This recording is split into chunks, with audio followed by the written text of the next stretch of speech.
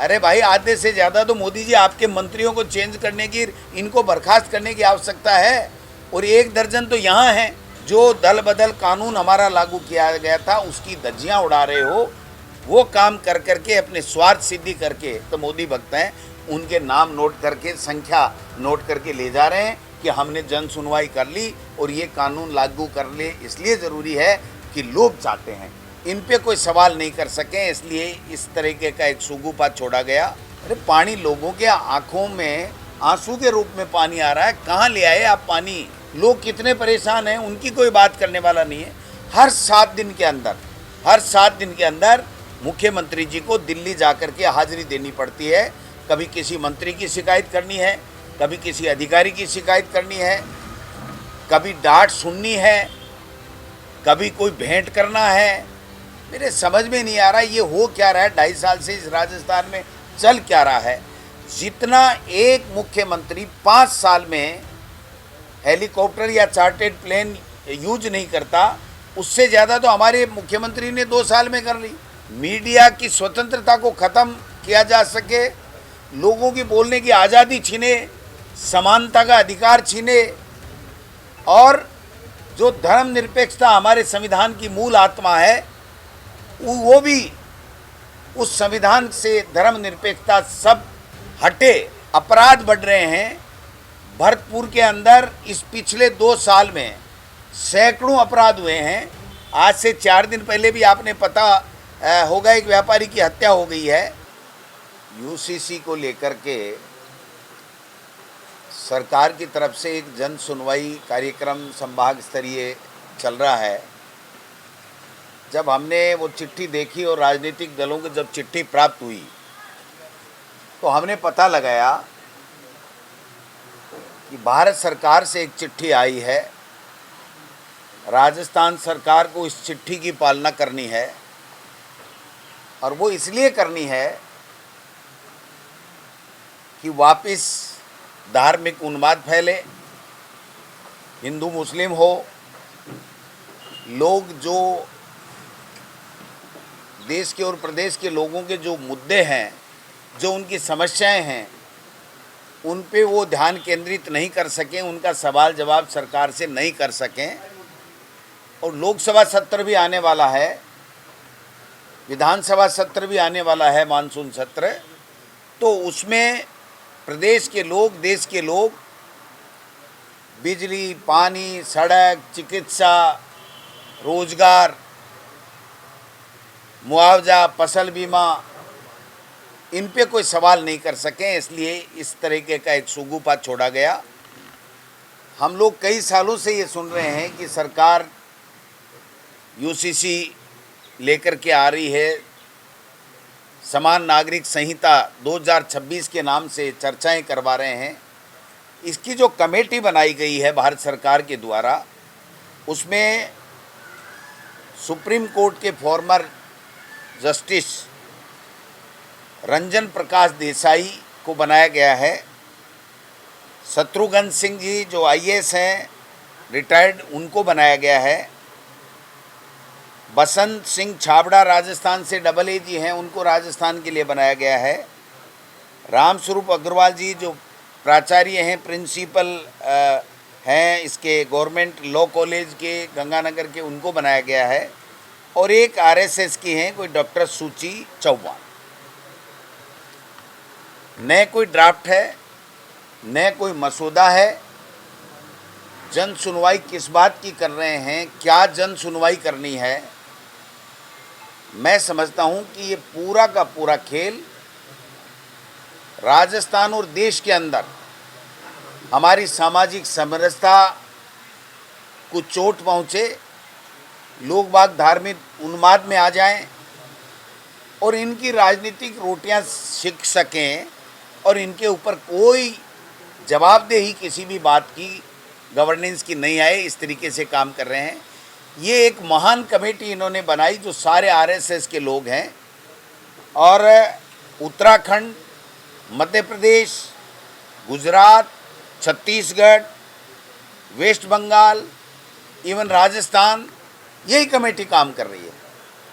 तो भाई पूरे देश में, फिर देश में बना करके देश में ही कर लेते, आप हर स्टेट में क्यों भेज रहे हो उसको? जो हमारा फेडरल सिस्टम है उसके ऊपर आप चोट पहुंचा रहे हो। मैं यही कहना चाह रहा हूँ, ये 2/3 मेजोरिटी और संविधान संशोधन क्या करना चाहते हैं, ये सवाल आज वापस प्रमुख हो गया है। इनको वोट का अधिकार छीनना है, इनको आरक्षण छीनना है, इनको एजेंसियों का पूरा सुपर पावर अपने आप को प्राप्त करना है। कोई आवाज़ नहीं उठा सके, मीडिया की स्वतंत्रता को ख़त्म किया जा सके, लोगों की बोलने की आज़ादी छीने, समानता का अधिकार छीने, और जो धर्मनिरपेक्षता हमारे संविधान की मूल आत्मा है वो भी, उस संविधान से धर्मनिरपेक्षता सब हटे, इस तरीके की सोच के साथ में ये लोग बाग आगे बढ़ रहे हैं। मैं पूछना चाहता हूँ कि ये जन सुनवाई क्यों नहीं करना चाहते कि पीने का पानी नहीं मिल रहा, गर्मियों में बिजली नहीं मिल रही है, अपराध बढ़ रहे हैं। भरतपुर के अंदर इस पिछले 2 साल में सैकड़ों अपराध हुए हैं। आज से 4 दिन पहले भी आपने पता होगा, एक व्यापारी की हत्या हो गई है, जहां से मुख्यमंत्री जी का खून का वो गृह जिला है। हालांकि वो चुन करके तो सांगानेर में आए हैं, और सांगानेर की क्या स्थिति है, यहाँ भी कितने अपराध हो गए, कितने मर्डर हो गए, कितने गड्ढे सड़कों पे पड़े हुए हैं, लोग कितने परेशान हैं, उनकी कोई बात करने वाला नहीं है। हर 7 दिन के अंदर मुख्यमंत्री जी को दिल्ली जा कर के हाजिरी देनी पड़ती है। कभी किसी मंत्री की शिकायत करनी है, कभी किसी अधिकारी की शिकायत करनी है, कभी डांट सुननी है, कभी कोई भेंट करना है। मेरे समझ में नहीं आ रहा ये हो क्या रहा है, 2.5 साल से इस राजस्थान में चल क्या रहा है। जितना एक मुख्यमंत्री 5 साल में हेलीकॉप्टर या चार्टर्ड प्लेन यूज नहीं करता, उससे ज़्यादा तो हमारे मुख्यमंत्री ने 2 साल में कर ली, और भागीरथ बन गए अपने आप ही कि मैं तो भागीरथ हूँ, पानी ले आया। अरे पानी, लोगों के आँखों में आंसू के रूप में पानी आ रहा है, कहाँ ले आए आप पानी? क्या स्थिति है, मानसून समय पे आ नहीं रहा है। 2 साल तो यही कहते रहे कि भजन लाल जी हैं तो बरसात बहुत बढ़िया है, कहाँ है वो बरसात, किसान बड़े परेशान हो रहे हैं। तो ये जो समस्या हैं, इनके ऊपर अगर सुनवाई करती है सरकार, कोई भी कमेटी, चाहे कलेक्टर हो, चाहे संभागीय आयुक्त हो, तो कांग्रेस पार्टी वहाँ जा कर के लोगों के साथ में उनकी समस्याओं के समाधान के लिए वो मुद्दे उठाते। लेकिन हमें मजबूर होकर के ये कहना पड़ा कि ये चाहते हैं कि हम लोग वहाँ जाएं, और कुछ लोग भारतीय जनता पार्टी और आरएसएस के लोग आ जाएं, फिर आपस में वहाँ विवाद हो, एक दूसरे की नुक्ताचीनी हो, और हिंदू मुस्लिम और दूसरे तरीके की बातें करके, और ये पूरे प्रदेश में नफ़रत का माहौल फैलाना चाहते हैं, पूरे देश में नफ़रत का माहौल फैलाना चाहते हैं। इनको चाहिए कि किसानों की आमदनी की दुगुनी की जो बात की थी, लोगों को रोज़गार की जो बात की थी, विदेश नीति की बात की थी, मैं समझता हूँ उसके ऊपर तो कोई चर्चा ही नहीं है। आर्थिक नीति की बात थी, उनका पूरा का पूरा उनका हमारे अलवर सांसद का पूरा स्टाफ पूरा का पूरा चेंज किया जा रहा है। अरे भाई, आधे से ज़्यादा तो मोदी जी आपके मंत्रियों को चेंज करने की, इनको बर्खास्त करने की आवश्यकता है। और 1 दर्जन तो यहाँ हैं जिनकी अमित शाह क्लास लगा रहे हैं, जिनको डांट फटकार रहे हैं कि तुम भ्रष्टाचार में लिप्त हो गए हो, तुम्हारी गवर्नेंस में कोई रुचि नहीं है, तुम गवर्नेंस दे ही नहीं सकते, उनको नहीं हटा रहे, और इस तरीके का माहौल बना करके इस प्रदेश को अशांत करना चाहते हैं।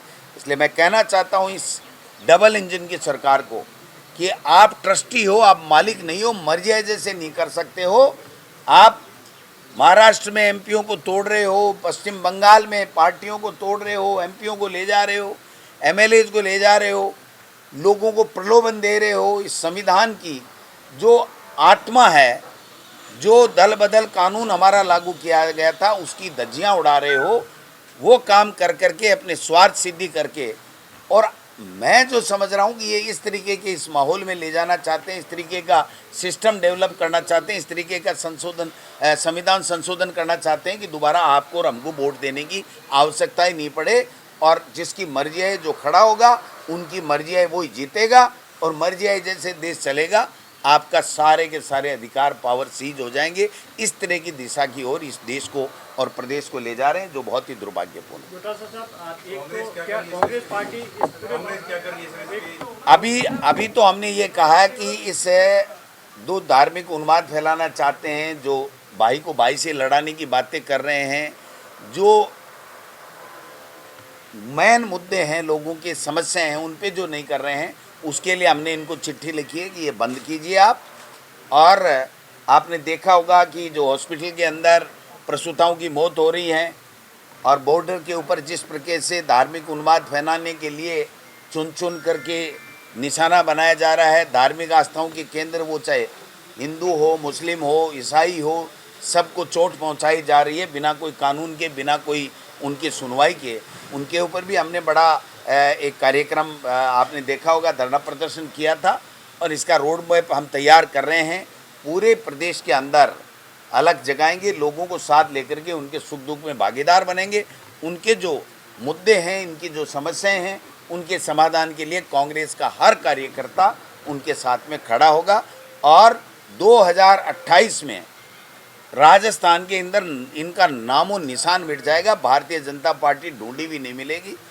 जो सबसे बड़ा दुर्भाग्य है कि वोट लिए भाजपा के नाम से और राजस्थान के अंदर राज कर रहा आरएसएस, और ये नमूना, इससे बड़ा देश के अंदर कोई नमूना नहीं हो सकता कि एक कमेटी बना करके तो तमाम आरएसएस के लोग हैं। वो एक चिट्ठी थी ना जिसमें साफ लिखा है, ये जो हमारी डॉक्टर सूची चौहान हैं, वो आरएसएस के कार्यक्रम में भाग ले रही हैं। तो ऐसे आरएसएस की बैकग्राउंड के लोग, आरएसएस को मानने वाले लोग, उनकी पर्ची पे काम करने वाले लोग, उनके एजेंडे को पूरा करने वाले लोगों की ऐसे कमेटियां बना करके और पर्ची भेजती जाती है कि इस स्टेट में जाना है और आपको ये करना है। ये देश का दुर्भाग्य है कि ऐसे लोग सत्ता में बैठ गए जिनको न देश से मतलब है, न देशवासियों से मतलब है। अपनी सरकार, अपने पावर और अपनी जो सदारत से मतलब है, इसके अलावा कोई मतलब। क्या कलेक्टर यूसीसी को लेकर जन सुनवाई कर रहे हैं? क्या कांग्रेस पार्टी अपने प्रतिनिधि भेज रही है? नहीं भेज रहे हैं। हम जा कर के वहाँ अगर कोई जा रहा है तो ये कह रहे हैं कि आप किस हैसियत से कौन से ड्राफ्ट पे चर्चा कर रहे हो। आज जो पेन ड्राइव लेकर के, जो पीपीटी लेकर के आए हो, इस पे हम लोग कोई चर्चा नहीं करेंगे। हमें आप बताइए, लोग परेशान हैं, खाद बीज सही नहीं मिल रहा है, पूरा का पूरा जो है समय पे भी नहीं मिल रहा है, लोग परेशान हैं, किसान परेशान हैं। कहीं बरसात नहीं है, कहीं ज़्यादा बरसात है, कहीं अपराध बढ़ रहे हैं, कहीं बच्चों स्कूल में बच्चे नहीं हैं, कहीं बैठने के लिए भवन नहीं है, कहीं टीचर नहीं है। तो उनके ऊपर आप अगर चर्चा करोगे तो हम लोग चर्चा करने को तैयार हैं, लेकिन प्रशासन उसके ऊपर चर्चा नहीं कर रहा है। एक पेन ड्राइव में पीपीटी आती है, उस पीपीटी को दिखा करके आरएसएस और बीजेपी के जो अंधभक्त मोदी भक्त हैं, उनके नाम नोट करके, संख्या नोट करके ले जा रहे हैं कि हमने जन सुनवाई कर ली और ये कानून लागू कर ले। इसलिए ज़रूरी है कि लोग चाहते हैं, ये एक परसेप्शन फैलाने के लिए इस तरीके का ड्रामा ये लोग बात कर रहे हैं, जिससे हम कतई सहमत नहीं। आप ये कह रहे हैं कि ड्राफ्ट का पता नहीं है इसके मामले में, लेकिन जो पब्लिक से सवाल पूछे जा रहे हैं उसमें तो तस्वीर बिल्कुल साफ है, कोई छुपी हुई बात रही नहीं है। जिसमें बड़े सवाल जो पूछे जा रहे हैं, उनको पूछे जा रहे हैं कि बहुविवाह होना चाहिए नहीं होना चाहिए, आप इससे सहमत है नहीं है। तलाक के मामले को लेकर पूछा जा रहा है, उत्तराधिकारी किस हैसियत से? जिसको आप बताइए भवानी जी, कौन से कानून में इनको क्या अधिकार मिला हुआ है, ये बता दीजिए कि ये क्या होना चाहिए, क्या नहीं। फिर ये सवाल क्यों नहीं पूछे जा रहे कि लोगों को पेंशन समय पे मिल रही है कि नहीं मिल रही है, लोगों का इलाज हो रहा है कि नहीं हो रहा है, लोग सड़क के लिए, बिजली के लिए, पानी के लिए परेशान है, क्या उसके ऊपर चर्चा नहीं करनी चाहिए? उनके ऊपर सवाल नहीं पूछने चाहिए? क्या इस यूसीसी के लिए तीसरी बार मोदी जी को प्रधानमंत्री बनाया है? आप बताइए कि पीएम केयर फंड में क्या घोटाले हो रहे हैं। आज राजस्थान के अंदर कोई सा डिपार्टमेंट ले लीजिए, तबादला उद्योग चल रहा है, पैसे ले ले करके 3-3 जगह पर्चियां कट रही हैं, बेचारे लोग परेशान हो रहे हैं। उस पर सवाल क्यों नहीं होना चाहिए? इस पर सवाल क्यों होना चाहिए? और अगर आपका कोई कानून है तो भारत सरकार अगर कानून लेकर के आती है तो जो कमेटियां बनी हुई हैं लोकसभा और राज्यसभा के अंदर एमपीज की, उन कमेटियों में आप चर्चा कराइए। हमारे यहाँ आ रही है तो विधानसभा से पहले जो है वो कमेटियों में चर्चा कराइए। जब तक हमें ही पता नहीं क्या आ रहा है तो आम जनता को क्या पता होगा? हम चुने हुए जनप्रतिनिधि हैं, उनके गुलाम नहीं हैं। हम चुने हुए जनप्रतिनिधि हैं, पहले हमको कौन सा ड्राफ्ट दिया आप बताइए। हम नेताओं को, जनप्रतिनिधियों को, एमएलए और एमपी को बुला रहे हैं, तो आप बताइए कि हमारे एमएलए और एमपी के पास में उन्होंने कौन सी चिट्ठी भेजी, कौन सा उन्होंने ड्राफ्ट भेजा कि साहब ये धाराएं, ये कानून बनेगा, इसमें ये चीज़ होंगी। एक परसेप्शन फैलाया जा रहा है, एक परसेप्शन फैला करके अपना राजनीतिक उल्लू सीधा करने का ये प्रयास किया जा रहा है, लोगों में नफरत के बीज बोए जा रहे हैं। पंचायत राज चुनाव को लेकर जो है 31 तारीख की डेडलाइन ये मीटअप नहीं कर पाएंगे, तो क्या हाई कोर्ट ने जो दी थी भाई, ये तो न हाई कोर्ट को मान रहे, न सुप्रीम कोर्ट को मान रहे, न संविधान को मान रहे, न लोकसभा को मान रहे, न दल बदल कानून को मान रहे, न कोई कानून इनका बनाया हुआ उसको मान रहे। आपने देखा होगा कि विधानसभा के अंदर मुख्यमंत्री ने कहा था कि हर विधानसभा क्षेत्र में इतने किलोमीटर की सड़कें होंगी और 10-10 करोड़ रुपए काम होंगे। अभी मुझे पता लगा है कि किसी विधानसभा में 20 करोड़ देंगे, किसी में 2 देंगे, किसी में 40 देंगे, किसी में 100 देंगे। तो राजस्थान की विधानसभा में बजट के अंदर जो घोषणा है उसका भी इंटरप्रिटेशन गलत निकाल करके अपनी मर्जी से काम कर रहे हैं। तो आप इनसे क्या उम्मीद कर सकते हो? यहाँ कोई विजनरी नेता नहीं है, कोई विजनरी अफसर काम नहीं कर सकता है। पर्ची जो दिल्ली से आती है वो पर्ची के हिसाब से इनको काम करना पड़ता है, इसके अलावा कुछ नहीं। एक केंद्रीय मंत्री के पूरा स्टाफ बदल दिया गया है, राजस्थान के मंत्री जी, आप भी सवाल उठा रहे हैं, क्या लगता है आपको? उस केंद्रीय मंत्री को ही चेंज करना चाहिए। जो वहाँ पर जो एरिया क्या बोलते हैं उसको, टाइगर हैबिटेट रिजर्व, हाँ टाइगर है, हाँ वो जो चेंज किया गया, उसका एरिया चेंज किया गया। फिर अरावली को खोला जा रहा था, अरावली की सुप्रीम कोर्ट में गलत रिपोर्ट प्रस्तुत करा करके, छिपा करके जो ऑर्डर लिया गया, और फिर राजस्थान के अंदर बवाल मचा, पूरे हिंदुस्तान में पर्यावरण प्रेमी और लोग जगे, तब जाकर के आप लोगों ने, मीडिया ने सहयोग दिया, तब उसको सुप्रीम कोर्ट से दोबारा रुकवा दिया गया। तो ये बहुत बड़े बड़े खेल हुए हैं, और इन खेलों की सीटीएच की बात, हजारों खाने। नेता प्रतिपक्ष ने और आपने ये प्रेस कॉन्फ्रेंस की थी और आपने कहा था कि हम इस पे मुद्दा बनाएंगे, इस पे हम बड़ा प्रदर्शन करेंगे, लेकिन आपने कुछ किया नहीं। हमने तो इतना मुद्दा बना रखा है कि रात को नींद ही नहीं लेते हम तो, कि इस मुद्दे पे इनको फाड़ झाड़ कर दें, इनको हटा दें। लेकिन अब वो समय आएगा तभी हटेंगे भाई। हम तो बात कर सकते हैं, आपके माध्यम से जनता तक जा सकते हैं, संघर्ष कर सकते हैं। हमने वहाँ पर, आपने देखा होगा कितना बड़ा प्रदर्शन अलवर के अंदर, भंवर जितेंद्र सिंह जी और टीकाराम जूली जी, हम सब लोग थे। अशोक गहलोत साहब रोजाना बताते ही हैं कि भाई अनुभव के आधार के ऊपर कि किस प्रकार से ये लोग बाग बेईमानी कर रहे हैं। आज भी जो मंदिर के, आस्था के वहाँ पर राम मंदिर में चंदा चोरी चल रहा है। एक वीडियो मैंने देखा कि वो अगला कह रहा था कि मैं तो फ्री में ही पत्थर दे रहा था, इन्होंने तो वो जो मैं फ्री में दे रहा हूँ 500 रुपये के हिसाब से लिया है। तो ये तो बहुत लंबा चल रहा है, किसी को हटा रहे हैं, किसी को ला रहे हैं, पता नहीं पूरा का पूरा ही गड़बड़ जाला। पहले तो जब आडवाणी जी एक्टिव थे तब तो घाघरा लुगड़ी वो पहन के नाच के ईंटों के नाम से चांदी, फलान ढीगड़, कपड़े, पता नहीं क्या क्या लिया था। वो कहाँ गया आज तक किसी ने बताया नहीं। और अब राम मंदिर के नाम से कितना चोरी हुआ है, भोग में चोरी, निर्माण में चोरी, ज़मीन में चोरी, पता नहीं कितने ये तो छोटे कहाँ से इकट्ठे हो गए पता ही नहीं चल रहा है। और ये भगवान श्री राम के नाम से और हिंदुत्व के नाम से सत्ता में आने वाले लोग पूरा का पूरा चोरी के काम में लगे हुए हैं, और ऊपर से सीना जोरी हो रहा है कि हम ही रहेंगे, आपको नहीं आने देंगे, लोकतंत्र नहीं रहेगा। क्या मंत्रियों के स्टाफ में ऊपर का दखल है? अब मंत्रियों के स्टाफ का तो पता नहीं, गजेंद्र खींव सिंह जी के वो लेगा क्या है, लेगरी क्या, अब नाम ही अब और फिर गड़बड़ हो जाएगा।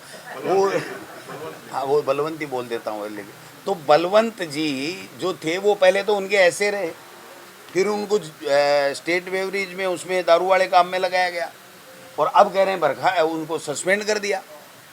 मैं तो कह रहा हूँ भाई ऐसे चोटों को लगाया ही क्यों तुमको बर्खास्त करना पड़े। और 360 डिग्री के ऊपर परीक्षण करके लगाया था इनको। वो पंत साहब तो अब चले गए, इस दुनिया से नहीं, यहाँ से राजस्थान से चले गए, दुनिया में तो हैं, अभी सेंटर में नौकरी कर रहे हैं। आप कल को ये समझो कि भाई चले गए, डोटासरा ने क्या बोल दिया, ऐसा नहीं है। लेकिन वो बार बार कहते थे कि मैंने 360 डिग्री परीक्षण करके ईमानदार अधिकारी लगाए हैं। और वो ईमानदार तो छोड़ो, वो खुद ही ईमानदार था क्या था, बीच में भागना पड़ा है।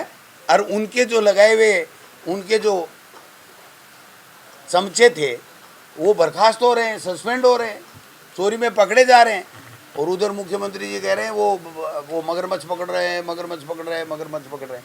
ये मगरमच्छ तो तुम्हारे इर्द गिर्द होके चोरीवाड़ा कर रहे हैं, इनको रोको। राज्य निर्वाचन आयोग ने पंचायती राज विभाग को पत्र लिखा है कि अगर चुनाव के लिए हमको जब डेटा दे दोगे उसके 90 दिन में हम करा पाएंगे और कोर्ट से मियाद बढ़ाने की। अब सुन लो मेरी बात, ये स्पष्ट बात है कि ये कोर्ट के आदेश को नहीं मानते बीजेपी के लोग, ये संविधान को नहीं मानते, जुडिशरी को नहीं मानते। आपसे कोई सवाल नहीं लेंगे, जैसे मैं ले रहा हूँ वैसे एक दिन मुख्यमंत्री ले जाए ना तो पोत सामने आ जाए, कौन कितने पानी में आपको सबको पता लग जाए। सवाल ये है कि जब तक आरक्षण का डाटा उनको नहीं दिया जाएगा, SC, ST और OBC का, तब तक चुनाव आयोग कुछ कर ही नहीं सकता, मैं आपको बता रहा हूँ। और उनके पूरा राज्य सरकार की तरफ से कैबिनेट में पास करा के SC, ST और OBC का एक एक इकाई वाइज जब ये सर्वे दे देंगे, उसके बाद में चुनाव आयोग को मिनिमम एक चुनाव कराने के लिए, नगर निकाय का चुनाव कराने के लिए मिनिमम 45 दिन चाहिए और पंचायत राज का कराने के लिए 45 डेज चाहिए। एक साथ दोनों हो नहीं सकते। तो इनका उद्देश्य यही है कि बचते रहो, राजस्थान को लूटते रहो, चुनाव से बचते रहो, राजस्थान को लूटते रहो। एक एजेंडे के ऊपर ये बीजेपी की पर्ची सरकार काम कर रही है। सड़कों की हालत जो है आज जयपुर में भाई साहब, इस सरकार की बहुत बुरी हाल है, इनके मंत्रियों के बहुत बुरे हाल हैं, इनके MLAs के बुरे हाल, जनता के तो और ही बुरे हाल हैं। तो अब सड़कें क्या करें? आज जो एक्सीडेंट हुआ जयपुर में, आपको क्या लगता है ट्रक ड्राइवर की लापरवाही? जिस जंक्शन पर हुआ वहाँ पर राइट और कोई डिवाइडर होना चाहिए, बहुत तेजी से आ रहे हैं, कोई वहाँ पर कुछ नहीं हुआ और रेलिंग नहीं लगी हुई है। क्या लगता है? ये भवानी जी आज की घटना थोड़ी आप बताइए। एक टैंकर में आग लग गई, कितने लोग मर गए, ICU में आग लग गई, जैसलमेर में, जोधपुर में वहाँ बस में आग लग गई, रोज़ाना मर्डर हो रहे हैं, भरतपुर में हो गया, जोधपुर में हो गया, यहाँ पर हो गया। बजरी माफिया जो है पुलिस वालों को मार रहे हैं। यहाँ CM के काफिले में चलने वाले लोग ही लोगों पे गरम तेल उड़ेल रहे हैं। एक ASI की पहले हत्या हो गई। ये तो मैं कह रहा हूँ सरकार नहीं सर्कस है और पोपा भाई का राज है। इनको तो कोई लेना देना ही नहीं है।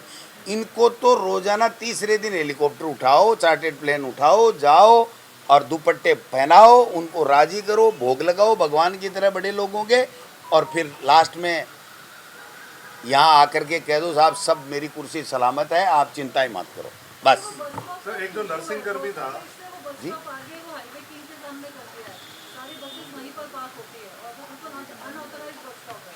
वो हत्या है और जो सिस्टम में लापरवाह लोग हैं उनकी जिम्मेदारी तय करके उनके खिलाफ FIR लॉन्च करनी चाहिए और उनके जेल के सलाखों में डालना चाहिए। सर एक संविदा कर्मी नर्सिंग कर्मी ने आत्महत्या की, उसकी पत्नी ने आज जहर खा लिया और वो आरोप लगा रही है कि उनको जो है न्याय नहीं दिया गया जिस हिसाब से उस दिन बात की थी। साहब सैकड़ों है तो एक गोविंद डोटासरा क्या क्या कर लेगा? आप बताओ, आप सहयोग करो थोड़ा सा इस काम में तो इनको उखाड़ फेंकें।